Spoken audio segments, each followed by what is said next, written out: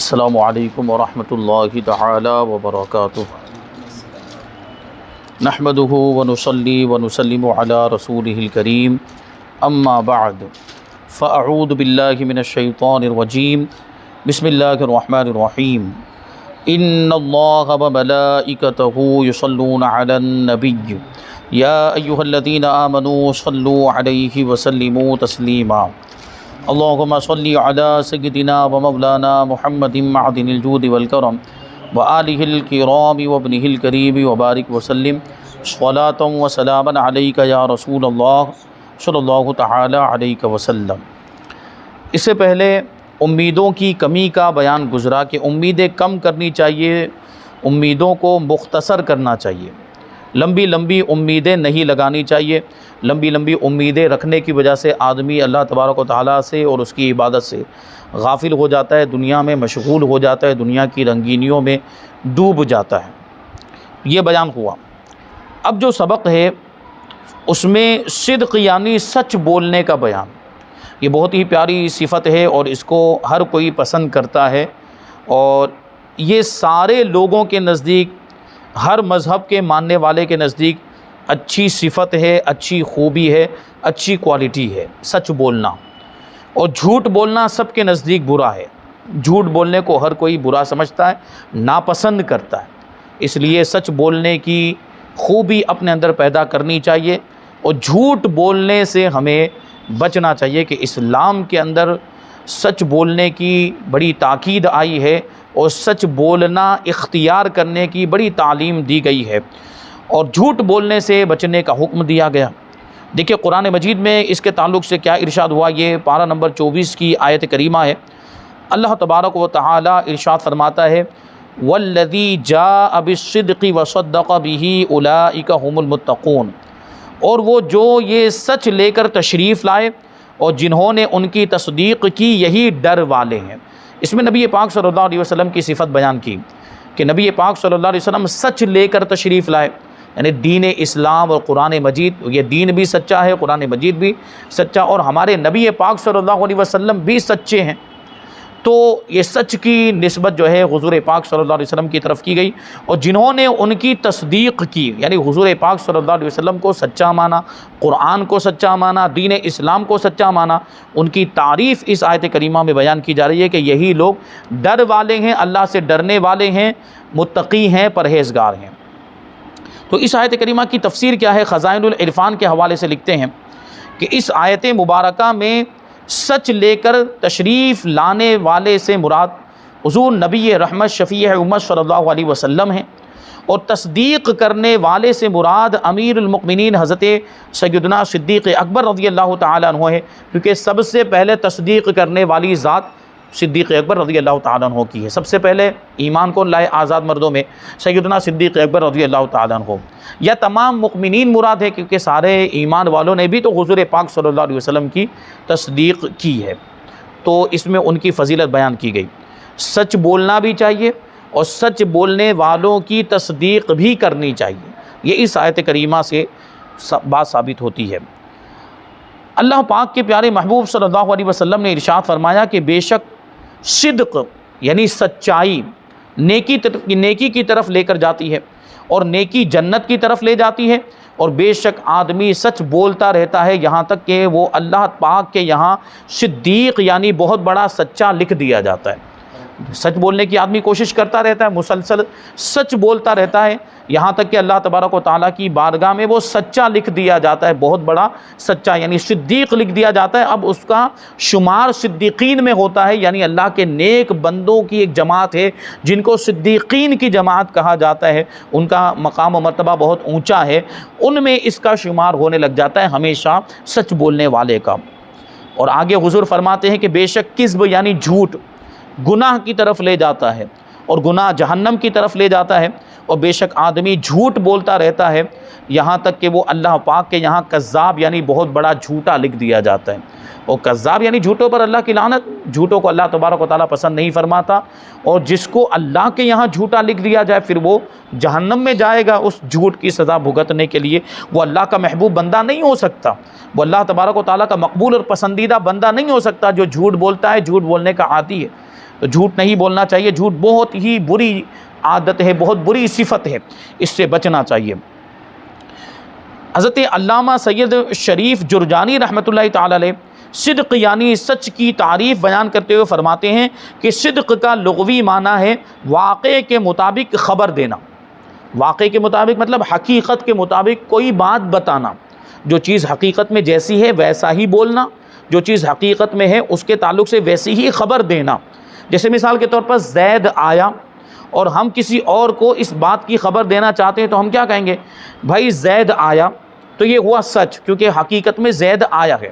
زید نہیں آیا اور اگر ہم کہیں کہ زید آیا ہے تو یہ واقعے کے خلاف ہو جائے گا, یہ حقیقت کے خلاف ہو جائے گا, اس کو کہتے ہیں جھوٹ. تو سچ کیا ہوا, جو چیز حقیقت میں ہے اس کے مطابق خبر دینا, جو چیز جیسی ہے ویسی ہی بتانا, اس کو سچ کہا جاتا ہے. ہر مسلمان پر لازم ہے کہ وہ اپنے دینی و دنیاوی تمام معاملات میں سچ بولے, کہ سچ بولنا نجات دلانے اور جنت میں لے جانے والا کام ہے. اب یہ دیکھیں سچ کی بڑی برکت ہوتی ہے. آدمی سچ بولے تو آپ کے سامنے سیدنا شیخ عبد القادر جیلانی غوث اعظم رضی اللہ تعالیٰ عنہ کا واقعہ آ گیا ہوگا. بڑا ہی مشہور واقعہ کہ ماں نے تاکید کی تھی کہ سچ بولنا, کبھی جھوٹ مت بولنا. تو ڈاکو آ گئے لوٹنے کے لیے, اور ڈاکوؤں میں سے ایک ڈاکو نے پوچھ لیا کہ تمہارے پاس بھی کچھ ہے, تو چاہتے تو چھپا لیتے, لیکن بتا دیا کہ میری صدری میں میری ماں نے 40 اشرفیاں چھپا کر رکھی ہے, اس کو سل دیا ہے. چاہتے تو جھوٹ بول دیتے, واقعے کے خلاف بات بول دیتے, لیکن چونکہ ماں نے سچ بولنے کی تاکید کی تھی اس لیے سچ کہا. اور اس سچ کی برکت کیا ظاہر ہوئی, اس سچ کی برکت یہ ظاہر ہوئی کہ صرف ایک ڈاکو نہیں, یا صرف ڈاکوؤں کا سردار نہیں, بلکہ پورا ڈاکوؤں کا قافلہ تائب ہو گیا. انہوں نے اپنے گناہوں سے توبہ کر لی اور آئندہ کبھی بھی ڈاکہ زنی نہ کرنے کا پکا ارادہ کر لیا. تو یہ دیکھیں غوث پاک رضی اللہ تعالیٰ عنہ کے سچ بولنے کی برکت. تو سچ بولنے کا آدمی کو خود کو تو فائدہ ہوتا ہی ہے, کبھی کبھی اس کا فائدہ جو ہے متعدی ہوتا ہے, یعنی دوسروں کو بھی ملتا ہے, دوسروں کو بھی اس کا فائدہ ہوتا ہے. اور جھوٹ جو ہے بڑا بے برکتی والا ہوتا ہے, جھوٹ کی وجہ سے بڑے معاملہ گڑبڑ ہو جاتے ہیں, جھوٹ کی وجہ سے آدمی کو نقصان اٹھانا پڑتا ہے. اگر کوئی آدمی جھوٹ بولنے میں مشہور ہو جائے تو اگر وہ بعد میں سچ بھی بولے گا نا, تب بھی لوگ اس کی بات کا یقین نہیں کریں گے کہ یہ تو ایسے پھینکتا رہتا ہے, یہ تو جھوٹ بولتا رہتا ہے, اس کی بات کیا ماننا. ایک واقعہ جو ہے آپ نے سنا ہوگا کہ ایک لڑکا بکریوں کو چراتا تھا, بھیڑوں کو چرایا کرتا تھا. تو ایک مرتبہ اسی طریقے سے جنگل میں لے کر اپنی بکریوں کو پہنچا تو اس کو شرارت سوجی, تو اس نے چلانا شروع کر دیا کہ بھیڑیا آیا, بچاؤ بچاؤ. تو گاؤں والے اس کو بچانے کے لیے آ گئے کہ واقعی بھیڑیا آ گیا ہوگا, اس کی بکریاں بھی ہے, اس کی بھیڑیں بھی ہے, تو ان کو اٹھا کر لے جائے گا یا اس لڑکے کو کوئی نقصان پہنچا دے گا بھیڑیا. تو لوگ اس کو بچانے کے لیے آئے. جب لوگ وہاں پر پہنچے تو یہ جو لڑکا تھا, یہ چرواہا, وہ زور زور سے ہنسنے لگ گیا, قہقہا لگانے لگ گیا اور لوگوں کا مذاق اڑانے لگ گیا کہ یہاں تو کوئی بھیڑیا نہیں آیا, میں تو مذاق کر رہا تھا. تو لوگ چلے گئے شرمندہ ہو کر, ناراض ہو کر. دوسری مرتبہ بھی اس نے ایسا کیا, دوسری مرتبہ بھی چلانا شروع کر دیا, بھیڑیا آیا. دوسرے دن تو پھر لوگ اس کو بچانے کے لیے پہنچے کہ اب تو ہو سکتا ہے واقعی بھیڑیا آ گیا ہوگا, لاؤ بچا لیتے ہیں. لیکن دوسری مرتبہ بھی وہ ہنسنے لگ گیا, قہقہا لگانے لگ گیا اور لوگوں کو کہنے لگ گیا کہ میں تو مذاق کر رہا تھا, کوئی بھیڑیا نہیں آیا. تو پھر لوگ شرمندہ ہو کر, ناراض ہو کر چلے گئے. اب تیسری مرتبہ کیا ہوا دیکھیں, یہ بھی اللہ کی قدرت ہے, اللہ کی طرف سے آزمائش اور امتحان اس طرح بھی ہوتا ہے. اب تیسری مرتبہ کیا ہوا کہ سچ مچ بھیڑیا آ گیا.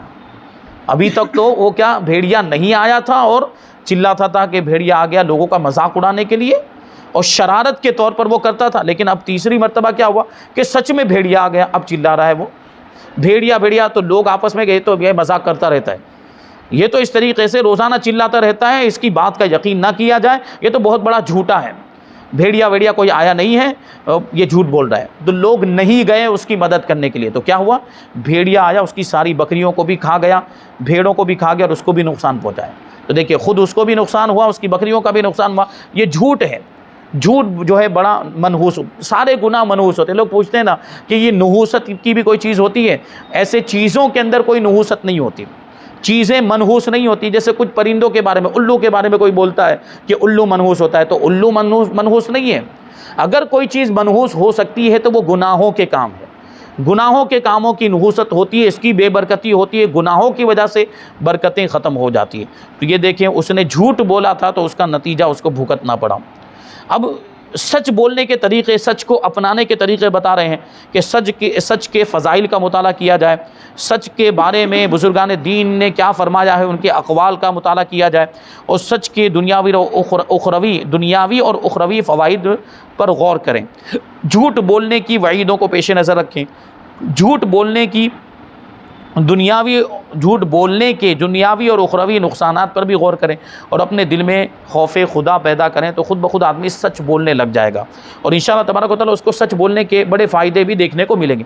کبھی ایسا ہوتا ہے نا کہ آدمی جھوٹ بول دیتا ہے، کبھی کسی کے دباؤ میں یا اپنے آپ کو نقصان سے بچانے کے لیے جھوٹ بول دیتا ہے، لیکن ہوتا کیا ہے، اسے ایک جھوٹ کو چھپانے کے لیے پھر اس کو 1000 جھوٹ بولنے پڑتے ہیں، مزید اس کو جھوٹ بولنے پڑتے ہیں، وہ جھوٹ بولتا ہی چلا جاتا ہے۔ پھر اس لیے بہتر ہے کہ بھلے نقصان ہو رہا ہو سچ ہی بولا جائے، وہ سچ بہتر ہے ہزاروں جھوٹ کے مقابلے میں، اگرچہ تھوڑا کچھ اس میں نقصان ہو جائے۔ اخروی فائدوں کو بھی دنیاوی نقصان پر ترجیح دیں، اخروی فائدوں کو دنیاوی نقصان پر ترجیح دیں۔ بسا اوقات بظاہر تھوڑے سے دنیاوی فائدے کے پیش نظر بھی بندہ جھوٹ بول دیتا ہے، لیکن اسے یہ معلوم نہیں ہوتا کہ جھوٹ بولنا فقط پہلی بار آسان ہوتا ہے، اس کے بعد اس میں مشکل ہی مشکل ہوتی ہے، نقصان ہی نقصان ہوتا ہے، جبکہ سچ بولنا فقط پہلی مرتبہ مشکل ہو سکتا ہے، پہلی مرتبہ سچ بولنے میں کوئی تکلیف ہو سکتی ہے، بعد میں اس میں آسانیاں ہی آسانیاں ہوتی ہیں۔ سچ بولنے کی عادت بنا لیں تو آپ سچے مشہور بھی ہو جائیں گے، لوگ آپ کا ادب و احترام بھی کریں گے کہ یہ سچا آدمی ہے، لوگ آپ کی قدر کریں گے کہ یہ کبھی جھوٹ نہیں بولتا ہے، معاشرے میں آپ کی ایک عزت ہوگی سچ بولنے کی وجہ سے۔ تو یہ بات ہے، یہ بہت اچھی چیز ہے، اس کو اپنانا چاہیے اور اس کو اپنے اخلاق میں شامل کرنا چاہیے۔ آگے جو ہے اچھی امید کا بیان، اس سے پہلے امیدوں کو کم کرنے کا بیان گزرا ہے۔ اگر آدمی امید کرے تو اس کو کیسی امید کرنی چاہیے، کیسی آرزو کرنا چاہیے، کیسی تمنائیں رکھنی چاہیے، اس کا بیان یہاں پر ہے۔ قرآن مجید میں اچھی امید کے بارے میں اللہ تبارک و تعالیٰ ارشاد فرماتا ہے، یہ 24ویں پارے کی آیت کریمہ ہے، قل یا عبادی الذین اسرفوا علی انفسہم لا تقنطوا من رحمت اللہ ان اللہ یغفر الذنوب جمیعا۔ تم فرماؤ اے میرے وہ بندو جنہوں نے اپنی جانوں پر زیادتی کی، یعنی ظلم کیا، یعنی گناہ کر کے اپنی جانوں پر ظلم کیا، اللہ کی رحمت سے نا امید نہ ہو، بے شک اللہ سب گناہوں کو بخش دیتا ہے۔ تو دیکھیں امید یعنی اللہ سے امید رکھنی، دنیا والوں سے امید نہیں رکھنی ہے۔ دنیا والے تو دھوکہ بھی دے دیتے ہیں، دنیا والے تو فریب سے بھی کام لیتے ہیں، جھوٹ بھی بول دیتے ہیں، دنیا والے تو نقصان بھی پہنچا دیتے ہیں۔ دنیا والوں سے بھلائی کی امید نہیں رکھنی چاہیے، اللہ تبارک و تعالیٰ سے بھلائی کی امید رکھنی چاہیے، اللہ تبارک و تعالیٰ سے ہی اچھی امیدیں وابستہ رکھنی چاہیے، اور اگرچہ گناہ ہو گئے ہیں اللہ تبارک و تعالیٰ کی رحمت سے مایوس نہیں ہونا چاہیے، نا امید نہیں ہونا چاہیے، اللہ تبارک و تعالیٰ سارے گناہوں کو بخش دیتا ہے۔ ضرورت اس بات کی ہے کہ بندہ سچے دل سے توبہ کرے۔ جب بندہ اپنے گناہوں سے توبہ کرتا ہے تو اللہ تبارک و تعالیٰ کی رحمت اس کی طرف متوجہ ہوتی ہے، اور اللہ تبارک و تعالیٰ ایسے بندوں سے خوش ہوتا ہے، راضی ہوتا ہے، ایسے بندوں کو پسند فرماتا ہے کہ جن سے گناہ ہو جائے تو جتنا جلدی ہو وہ اس سے توبہ کر لیتے ہیں۔ اللہ تبارک و تعالیٰ توبہ کرنے والے بندوں کو پسند فرماتا ہے۔ تو گناہ اللہ تبارک و تعالیٰ ان بندوں کے معاف کرتا ہے جو اپنے گناہوں سے توبہ کر لیتے ہیں۔ اس آیت کریمہ میں اللہ تبارک و تعالیٰ نے بندوں پر اپنی کامل رحمت، فضل اور احسان کا بیان فرمایا ہے۔ چنانچہ ارشاد فرمایا کہ اے حبیب صلی اللہ علیہ وسلم آپ فرما دیں کہ اللہ پاک ارشاد فرماتا ہے، اے میرے وہ بندو۔ دیکھیں یہاں پر حضور پاک صلی اللہ علیہ وسلم کو اللہ تبارک و تعالیٰ نے یہ فرمانے کا حکم دیا کہ یوں کہو، اے میرے بندو، اے میرے غلاموں۔ تو اس سے پتہ چلا کہ غلام نبی نام رکھنا جائز ہے، غلام مصطفیٰ نام رکھنا جائز ہے، عبد المصطفیٰ نام رکھنا بھی جائز ہے، عبد النبی نام رکھنا بھی جائز۔ غلام کا مطلب تو جانتے ہیں، عبد کا معنی بھی غلام، عبد کا معنی بھی بندہ، تو یہ جائز ہے، قرآن پاک سے ثابت ہے۔ غلام نبی نام رکھا جا سکتا ہے، غلام مصطفیٰ بھی نام رکھا جا سکتا ہے۔ تو اللہ پاک نے ارشاد فرمایا، آپ فرما دیں کہ اللہ تبارک و تعالیٰ ارشاد فرماتا ہے، اے میرے وہ بندو۔ اچھا، یہ اللہ تبارک و تعالیٰ کی طرف نسبت کرتے بھی ہو سکتا ہے اور حضور کی طرف نسبت بھی کی جا سکتی ہے کہ اے میرے بندو، یعنی حضور کو یہ فرمانے کا حکم دیا، یا یہ کہ اللہ تبارک و تعالیٰ فرما رہا ہے کہ میری طرف سے یہ کہہ دو کہ اللہ یہ فرماتا ہے، اے میرے وہ بندو جنہوں نے کفر اور گناہوں میں مبتلا ہو کر اپنی جانوں پر زیادتی کی، یعنی ظلم کیا، تم اللہ پاک کی رحمت سے مایوس نہ ہونا، اور یہ خیال نہ کرنا کہ ایمان قبول کر لینے کے بعد سابقہ کفر و شرک پر تمہارا مواخذہ ہوگا، یعنی پہلے جو گناہ کر چکے یا پہلے جو کفر کیا تھا، شرک کیا تھا، اس پر تمہاری پکڑ ہوگی، نہیں، ایسا نہیں ہوگا۔ بے شک اللہ پاک اس کے سب گناہوں کو بخش دیتا ہے۔ جو اپنے کفر سے باز آ جائے یعنی مسلمان ہو جائے تو اس کے سارے پچھلے گناہ معاف ہو جاتے ہیں، کفر بھی معاف ہو جاتا ہے، اور کفر سے باز آ جائے اور اپنے گناہوں سے سچی توبہ کر لے، بے شک وہی گناہوں پر پردہ ڈال کر بخشنے والا اور مصیبتوں کو دور کر کے مہربانی فرمانے والا ہے۔ اچھی امیدوں کے بارے میں حدیث میں کیا آیا؟ اللہ کے رسول صلی اللہ علیہ وسلم کیا فرماتے ہیں؟ حضرت جابر ابن عبداللہ رضی اللہ تعالیٰ عنہ بیان کرتے ہیں کہ میں نے رسول اللہ صلی اللہ علیہ وسلم کو آپ کی وفات سے 3 دن پہلے یہ فرماتے ہوئے سنا کہ تم میں سے کوئی نہ مرے مگر اس طرح کہ اللہ پاک سے اچھی امید رکھتا ہو، اللہ پاک سے اچھی امید رکھتا ہو، اللہ پاک سے اچھا گمان رکھتا ہو، تو ایسے شخص کو یقیناً فائدہ ملے گا، اللہ تبارک و تعالیٰ کی رحمت اس کی طرف متوجہ ہوگی، اللہ سے مانگے گا تو اللہ اس کو عطا بھی فرمائے گا۔ آئندہ کے لیے بھلائی اور بہتری کی امید رکھنا، اس کو رجا کہا جاتا ہے۔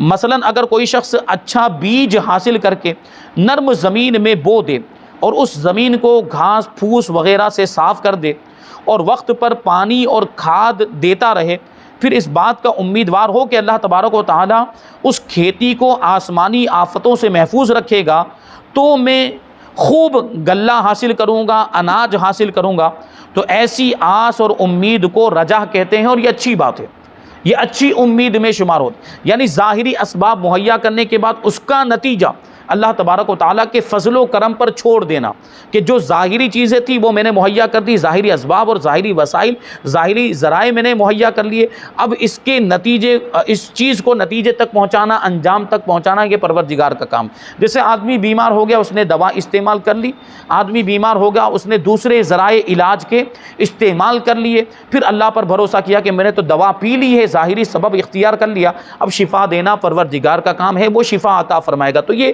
اللہ سے یہ جو امید لگائی نا، یہ اچھی امید ہے، یہ بہت ہی بہترین چیز ہے۔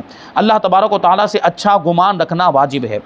حضرت سیدنا ابن خبیق رضی اللہ تعالیٰ عنہ فرماتے ہیں کہ رجا 3 طرح کی ہوتی ہے، یعنی امید 3 طرح کی ہوتی ہے۔ پہلے نمبر پر کوئی شخص اچھا کام کرے، اس کی قبولیت کی امید رکھے، یہ ایک قسم ہوئی، نیک کام کیا، عبادت کی، نماز پڑھی، روزہ رکھا اور اس کی قبولیت کی آدمی امید رکھے کہ یہ قبول ہو جائے۔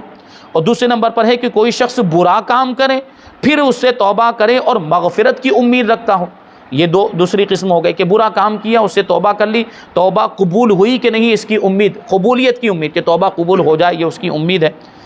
اور تیسرے نمبر پر ہے کہ جھوٹا شخص جو گناہ کرتا چلا جائے اور کہے کہ میں مغفرت کی امید رکھتا ہوں۔ تو پہلی 2 چیزیں تو اچھی ہیں بھائی، نیکی کا کام کیا، اچھا کام کیا اور اس کے قبول ہونے کی امید رکھتا ہے، برا کام ہو گیا، گناہ کا کام ہو گیا، اس سے توبہ کر لی، اب توبہ کی قبولیت کی امید رکھتا ہے، تو یہ تو امید ہونی چاہیے۔ لیکن جھوٹا ہے، گناہ پر گناہ کیے جا رہا ہے لیکن لوگوں سے جھوٹ بولتا ہے، گناہ کو چھوڑنے کا کوئی ارادہ نہیں اور ساتھ میں کہتا رہتا ہے کہ مغفرت کی امید رکھتا ہوں، میں بخش دیا جاؤں، جبکہ گناہ تو چھوڑتا نہیں یا گناہوں سے توبہ تو کرتا نہیں ہے۔ تو کہتے ہیں کہ پہلی 2 قسم کی رجا محمود ہے، پہلی 2 قسم کی امیدیں پسندیدہ ہیں، اچھی ہیں، جبکہ آخری قسم کی جو رجا ہے وہ مذموم ہے، یعنی بری ہے۔ جیسا کہ حدیث مبارکہ میں ہے، الاحمق من اتبع نفسہ ہواہا وتمنا علی اللہ الجنہ، یعنی احمق اور بیوقوف وہ ہے جو اپنی نفسانی خواہشات کی پیروی کرے پھر اللہ پاک سے جنت کی تمنا رکھے۔ خواہشات کی پیروی کرتا ہے، گناہ پر گناہ کیے جا رہا ہے اور پھر یہ سوچتا ہے کہ میری مغفرت ہو جائے گی، مجھے جنت مل جائے گی۔ نہیں بھائی، جنت پانے کے لیے ان گناہوں سے توبہ کرنی پڑے گی، مغفرت کے لیے ان گناہوں سے توبہ کرنی پڑے گی۔ اب اچھی امید اپنانے کا طریقہ بھی بتا رہے ہیں کہ رجا کے فضائل، اچھی امید کے فضائل پر غور و فکر کرے اور اچھی امید کے بارے میں بزرگان دین کے احوال کا مطالعہ کرے، بزرگان دین کی زندگیوں کو پڑھے یا ان کو علماء سے سنے، اور رجا کے بارے میں جو روایتیں آئی ہیں یا بزرگان دین کے جو اقوال آئے ہیں ان کو پڑھے یا سنے اور ان پر غور و فکر کرے اور ان کے مطابق اپنی زندگی کو سدھارنے کی کوشش کرے، اپنے آپ کی اصلاح کرنے کی کوشش کرے۔ تو یہ بات جو ہے یہاں پر بیان ہوئی، یہ بیان یہاں پر مکمل ہو گیا اچھی امید کے تعلق سے۔ اب آگے جو ہے وہ غنا کا بیان، غنا کا مطلب ہوتا ہے بے نیازی، کہ بندہ جو ہے وہ اللہ تبارک و تعالیٰ کا ہی محتاج ہو، دنیا میں کسی کا محتاج نہ ہو، دنیا میں اس کو کسی کے سامنے ہاتھ پھیلانا نہ پڑے، یہ بھی بہت اچھی چیز ہے، اور اس کی بھی دعا کرتے رہنا چاہیے کہ اللہ تبارک و تعالیٰ ہمیں دنیا میں کسی کا محتاج نہ رکھے۔ تو اس کے بارے میں قرآن مجید میں کیا ارشاد فرمایا گیا ہے اور حدیث شریف میں کیا آیا، اور غنا کا مطلب کیا ہوتا ہے، اور غنا پیدا کرنے، اپنے اندر غنا کی صفت پیدا کرنے کے طریقے کیا ہیں وہ بیان کریں گے، اور اس کے بعد مال سے بے رغبتی کا بیان انشاءاللہ تبارک و تعالیٰ۔ یہ دونوں چیزیں ہم آئندہ درس میں شامل کریں گے۔ اللہ تبارک و تعالیٰ کی بارگاہ میں دعا ہے کہ جو کچھ بھی بیان ہوا اس پر ہم سب کو عمل کرنے کی توفیق عطا فرمائے۔ وما علینا الا البلاغ۔ السلام علیکم۔